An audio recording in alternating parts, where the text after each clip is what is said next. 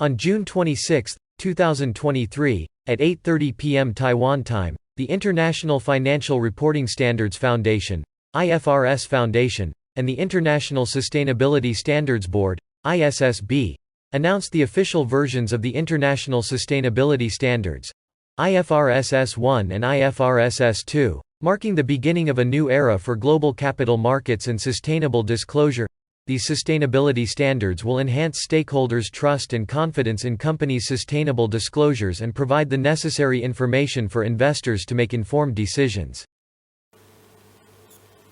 So, there is no doubt why, over the last several years now, IOSCO, the Financial Stability Board, the G20, the G7, business leaders have gradually more and more looked at the IFRS Foundation and urged the IFRS Foundation to work, because this is the only organization that has the IASB, that indeed has an accounting system that is based on a robust, super robust due process, market-informed, answering to the market needs for the public goods of capital markets globally, that for 2 decades and something are now in place, as Andreas said earlier, in 140 plus jurisdictions. So who else could have been better placed to do that? And this is what we were tasked in doing,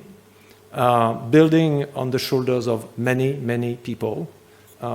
organizations that were before us, the TCFD, the SASB, the Integrated Reporting Council, the CDSB, to bring forward a language, an accounting-based language, not a discrete suite of ESG metrics and disclosures, which could be inconsistent, which can be competitive against each other, redundant, overlapping with gaps, a consistent, comprehensive language. We were standing till this morning on one side of that frontier. And we crossed it. We crossed it this morning with the launch of S1 and S2, our general requirement and our first climate standards. And I'm super happy to share that with you all here, the IFRS Foundation's global community, because you are at the very forefront of the stakeholders that have urged us to work on this, that have supported us in doing that, and that hopefully will benefit from the use of this language. I'd like a round of applause for all of you for your support in this journey.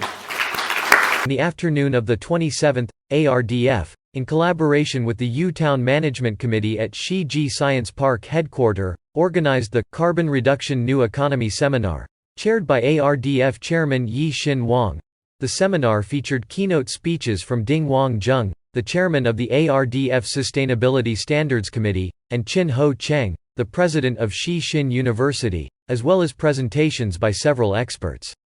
In response to the global release of Sustainability Standards S1 and S2, Yuan Pin Tsai, Deputy Director of the Securities and Futures Bureau of the Financial Supervisory Commission, FSC, stated that the FSC will formulate relevant policy directions and blueprints next week to provide guidance for domestic companies to comply with the standards. During her keynote speech on Net Zero Transformation and Introduction of the Climate Change Response Act, Lin Yi-sai, Director of the Climate Change Office at the Environmental Protection Administration, mentioned the carbon tax in Taiwan. She emphasized that the tax is for general revenue and the fee is for specific purposes, with the key focus being on how much carbon emissions businesses can reduce through the use of new technologies. Green finance is seen as an important means to prompt businesses to engage in carbon disclosure and reduction initiatives. The seminar also included practical insights on carbon reduction, such as a sharing of energy-saving experiences by Wen Yin Lu, Director of International Affairs at Hsin University, a presentation on intelligent energy-saving strategies by Yi Defei, Executive Director of the Trend Foundation, and a discussion on green building and health building certification by Hsin Wang, manager at SGS Taiwan Inspection Technology, as well as a session on the application of carbon-neutral information technology strategies by Chin He Chen, Executive Vice President of M-Power Information. The presentations were highly informative, and lively exchanges of ideas took place during the event.